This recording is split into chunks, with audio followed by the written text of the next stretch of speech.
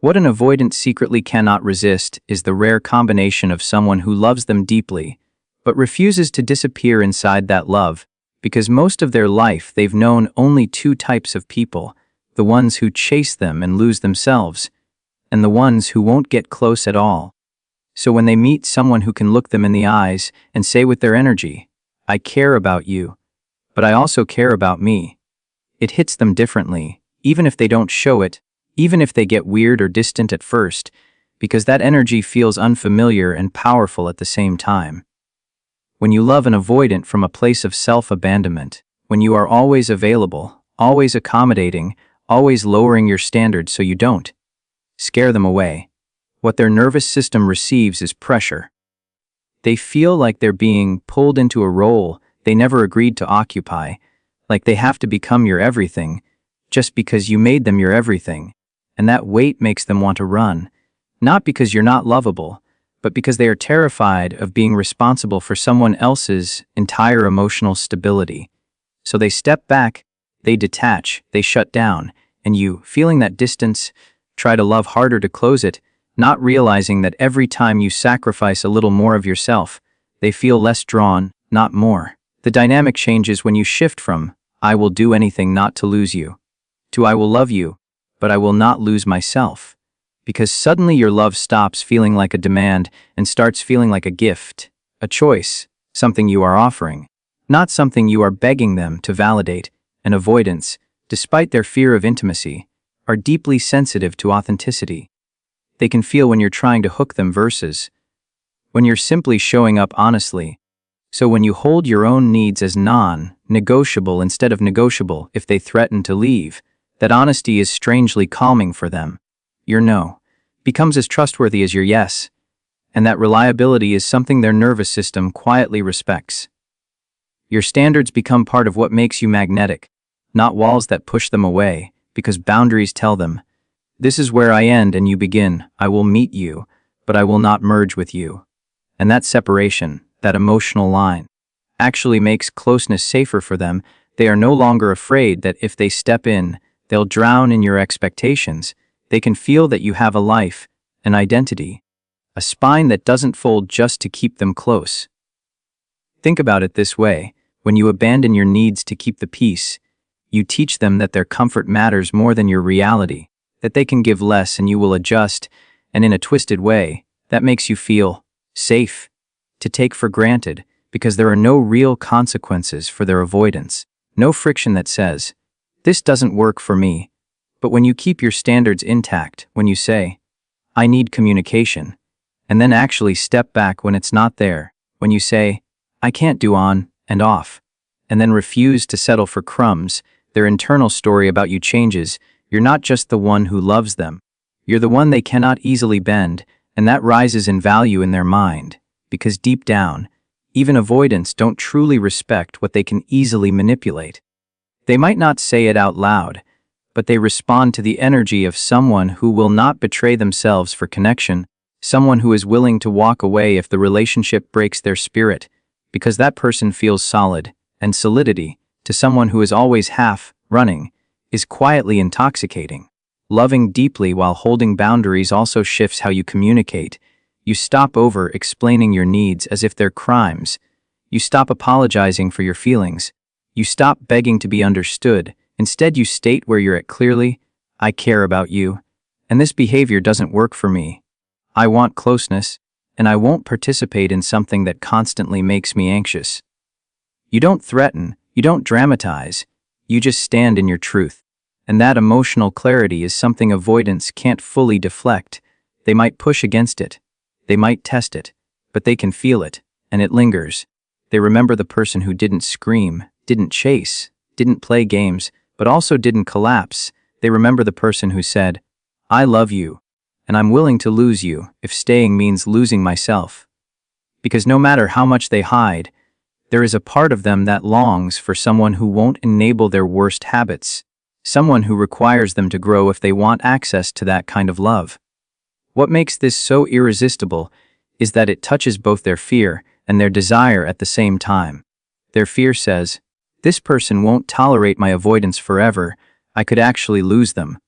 And their deeper desire says, This might be the person who doesn't let me stay small, who doesn't let me hide forever. And that mix creates a kind of pull they don't feel with people who either chase them or give up quickly. You become the rare middle ground, the person who offers love without losing dignity, who offers empathy without erasing themselves, who offers understanding without excusing everything. That doesn't mean they'll instantly transform, or that your love will magically heal them, but it does mean that if they are capable of rising, that is the version of you they will rise for. And if they're not, you're already living in a way that protects you, because your needs, standards, and boundaries aren't something you're performing to attract them. They're the home you finally decided to live in, with or without them. Emotional steadiness is not about pretending you don't care. It's about caring so much that you refuse to let your feelings turn you into someone you don't even recognize, and to an avoidant, that is quietly irresistible, because their whole life has taught them that emotions mean chaos, demands, pressure, and losing control. So when they meet someone who can feel deeply, but express it in a grounded, calm, clear way, their nervous system doesn't go into panic mode, it starts to relax, even if they don't know how to show you that. Think about how they're wired. Their default response to emotional intensity is often to shut down or pull away, not because your feelings are wrong, but because their body reads big emotion as danger, as something that will swallow them. So if every time you're triggered you explode, chase, send 10 messages, call repeatedly, or emotionally collapse in their lap, they don't experience that as connection. They experience it as a tidal wave they have to survive, and their instinct is to run. But when you learn to stay with your feelings first, to breathe, to regulate, to process enough so that when you do speak you're not throwing raw pain at them, but sharing your inner world with ownership, something very different happens inside them. Their fear doesn't spike as high, their walls don't slam down as hard, their instinct to escape softens, because your energy feels like solid ground instead of emotional quicksand. Emotional steadiness does not mean you never get upset. It means that even when you're upset, you choose how you bring it forward. Instead of sending a panicked essay at 2 a.m., you might sleep on it and say the next day, "Yesterday really hurt me. Can we talk about it?" Instead of accusing, "You never care about me," you might say, "When this happens, I feel unimportant and anxious." Instead of screaming or stonewalling, you stay in your body, you speak from your heart, but you don't hand them the job of fixing your entire nervous system. That self-responsibility is what calms theirs, because whether they're aware of it or not, avoidants are scanning for one thing. Will I be emotionally trapped here? Will I be responsible for this person's every feeling? And when your steadiness shows them that you can hold your own emotions without dumping them all over the floor, every time something shifts, they start to trust that you are not another source of emotional chaos. You are someone they can approach without instantly drowning. To them, safe, solid ground looks like you having reactions, but not making every reaction a crisis. It looks like you being able to say, "I'm upset. I need a little time. I'll come back to this." Instead of blowing up their phone, it looks like you taking care of your body, your sleep, your stress, so that the relationship isn't the only outlet for all your unprocessed feelings. It looks like you having other sources of support, friends, journaling, therapy, spirituality. So they aren't your entire emotional oxygen tank. That doesn't mean you never lean on them.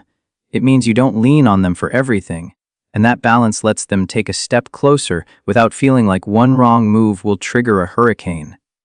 The more you regulate yourself, the more their nervous system gets to experience connection without suffocation, closeness without crisis, emotion without explosion, and that is exactly what they didn't know they needed. When you are emotionally steady, your words land differently. If you say, "This doesn't feel good to me," from a centered place, they feel the weight of it much more than if you say the same thing in a frantic, panicked state. Your calm makes it harder for them to dismiss you as dramatic, because there's no chaos to blame, only truth, and truth spoken from steadiness is confronting. It lingers in their mind long after the conversation ends. Your steadiness also anchors you when they start to wobble. If they pull away a little, instead of spiraling, you notice, you breathe, you decide how you want to respond. You don't abandon yourself to chase them, You don't emotionally detonate to force a reaction. You stay with you. And that groundedness is something they feel, even through a screen. It's the difference between, answer me right now, I'm dying, and I noticed the distance. I don't like how it feels. I'm going to step back and take care of myself. We can talk when you're ready and available. The second one is not only more respectful to you, it's more digestible for them. To an avoidant, emotional steadiness looks like consistency too, not perfection, but a recognizable pattern. You don't praise them one day and punish them the next. You don't go from being all into threatening to leave over every discomfort. You don't weaponize silence or affection. You feel things, you express them. You sometimes get messy, because you're human, but you circle back to center. You apologize when you've gone too far. You self-reflect, you adjust, you grow, and in doing so, you show them a model of relating they haven't often seen. Love that has depth without drama for oxygen. Passion that doesn't need chaos to feel alive. Over time, even their avoidant nervous system, which is used to armoring up, starts to memorize the feeling of being around you. It feels less like walking into a minefield and more like coming to a place where, yes, there are emotions, but there is also calm, clarity, and choice. The beauty is this: the emotional steadiness that makes you irresistible to them is also what frees you, because you're no longer living at the mercy of their contact, their moods, their distance. You're living from your own center, and from that center you can see clearly if they rise and meet you. You'll feel it, and if they don't, you won't crumble, because your stability no longer depends on whether someone who fears love chooses to lean into it or not. Quiet, embodied self. Respect is not a sentence you say, it's an energy you live in, and to an avoidant it is both shocking and deeply magnetic. Because they are used to people who talk about standards, but crumble the moment their fear of being left gets triggered. They are used to threats with no follow-through, lines in the sand that get moved back every time they show a little attention. So when you show up as someone whose actions actually match their limits, everything in their system has to recalibrate. They can't file you away as, like everyone else, because you're not. Self-respect in this context looks like the quiet, steady way you behave when something crosses your boundary. You don't scream, you don't perform, you don't send 20 messages about how done you are. You simply say, "This doesn't work for me," and then your behavior aligns with that statement. You step back. You don't reward inconsistency with more effort. You don't respond to disrespect with more availability, and that congruence between your words and your actions is what makes your love feel rare. They can feel that your heart is open but not exposed, generous but not naïve, available but not on clearance. Avoidants are used to a certain dance. They pull away. The other person panics and moves closer. They get distant. The other person over-explains. They say, "I can't do this right now." And the other person immediately starts negotiating their own needs down to stay in the room. This pattern teaches them that affection and access to you are almost guaranteed, that no matter how far they stretch the elastic, it snaps back into place. So your self-respect breaks that script when you say, "I need communication," and you really mean it. When it doesn't show up and you don't chase, you don't fill in the gaps. You don't pretend it's okay just to keep the peace. They feel the difference. Your silence is not a game, it's a boundary, and suddenly, for the first time, your love is not something they can treat as an endless resource. It has edges, it has conditions. It responds to reality, not just to their moments of wanting you.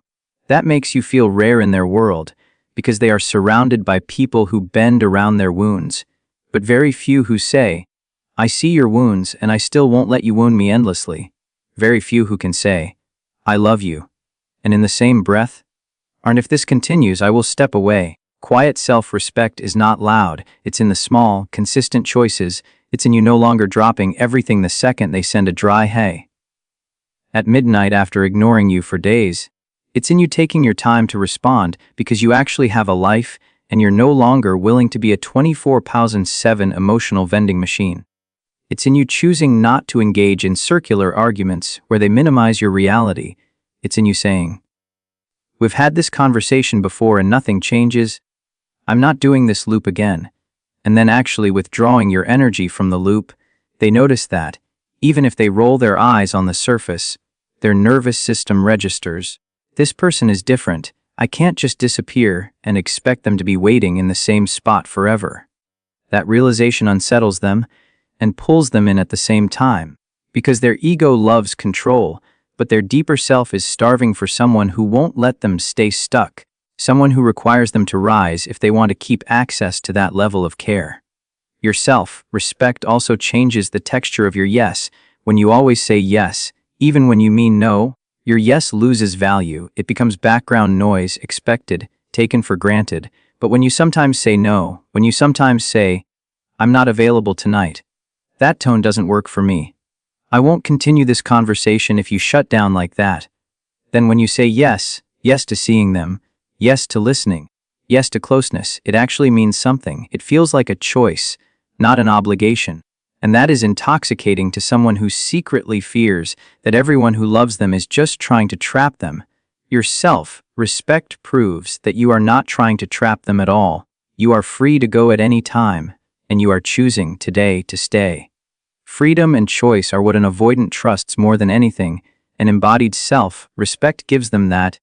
They can feel that you are capable of walking away, and because of that, your decision to walk toward them has weight. What shocks their system the most is when your limits finally hold under pressure, because avoidance is always testing, not always consciously.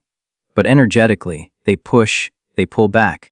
They go cold, they make a cutting comment, they disappear after an intimate moment, and they wait to see, do you abandon yourself again to pull them back in, or do you stand in your worth? Do you lean harder into them, or do you lean into you? When, after all the speeches, they hit the same pattern, and this time you don't do what you used to. Don't chase. Don't beg. Don't soften the truth just to keep them. You create a crack in the story they've been living in, the story that says, "I can act this way and never really lose anything." And through that crack, reality starts to pour in. Your self-respect makes the consequences of their behavior visible. And though that may cause them to scramble, to get triggered, to retreat or rush in, beneath all of that, there is a powerful shift in how they see you. You are not replaceable. You are not predictable. You are not endlessly available. And because of that, you become unforgettable, not as the one who loved them the most loudly, but as the one who loved them without ever fully abandoning yourself, the one whose love they can no longer treat as guaranteed. And that, to an avoidant who is used to floating, is the one energy they cannot easily ignore. What an avoidant finds quietly irresistible, even if they never admit it, is a life that is already full before they arrive, because most of the time they feel like other people want to plug them into an empty space and make them responsible for all their happiness. And that terrifies them. They don't want to be the center of someone's universe. They want to be chosen by someone who already has a universe. When your world shrinks down to their messages, their moods, their availability, they don't experience that as love. They experience it as pressure. They feel like if they take one step closer, they're going to be swallowed whole. And that's why they pull away, not necessarily because they don't care, but because they feel like they're being asked to become your purpose, your distraction, your self-worth, and that's a job they know, deep down, they can't do. But when you have a self-directed life, where you have your own routines, your own passions, your own friendships, your own goals, and they are an addition, not a lifeline, their body reads you very differently. You stop feeling like a demand and start feeling like an invitation. A self-directed life looks like you having plans that don't change just because they text, like you going to the gym, to work, to your hobbies, to your social life, regardless of whether they're being warm or cold that day. Your emotional weather isn't completely controlled by their forecast anymore. And that steadiness is something their nervous system trusts. They see that you can be happy without constant contact, that you can have a good day without their validation, that your sense of meaning doesn't evaporate if they're distant for a bit, and that makes them feel safer because they aren't being asked to regulate your world. When you still light up around your own projects, still invest in your own growth, still laugh with your friends, still treat yourself with care whether they show up or not, they understand that you want them, but you don't even need them to keep your heart beating. And that difference is everything to someone who fears being emotionally trapped. Avoidants crave choice more than anything, and a full life screams, choice. It says, I am already living, I am already moving, I am already whole, and if I walk toward you, it's because I choose to, not because I can't stand my own company. That is the energy that draws them in quietly over time. They might pretend to enjoy being put on a pedestal, but it actually makes them feel guilty and resentful, because on some level they know they are not showing up at the level that pedestal demands, and instead of rising, they retreat. They would rather be wanted by someone with their own center of gravity than worshipped by someone who orbits around them. When your life is self-directed, they experience you as someone who can walk away if this stops being healthy, someone who isn't emotionally hostage to their push-pull dynamic, and paradoxically, that makes you feel safer to attach to, because you're not asking them to carry both of you. It's also incredibly attractive to them when they can see that your focus moves with you, not with them. If they're distant, you don't collapse into a void, you redirect your energy, you pour into your work, your body, your creativity, your friendships, your healing. You still feel the sting, you still miss them, but you don't freeze your life waiting for them to thaw, and they notice that, even from the shadows. They may watch your stories, hear about you from others, or simply feel it through the way you no longer reply within seconds, and their mind starts to realize they have a life with or without me. That awareness both scares their ego and awakens their genuine attraction, because your independence tells them you are not trying to trap them, you are offering connection, not demanding rescue. A full, self-directed life also changes the quality of your presence when you're with them. You're not sitting across from them with a silent, invisible plea of, please complete me. You're sharing yourself, your thoughts, your experiences, your insights. You're bringing color, depth, and stories from a world they are not the center of. And that richness is magnetic. It makes them curious. It makes them lean in, because you feel like a whole person, not a project waiting for them to fill in the blanks.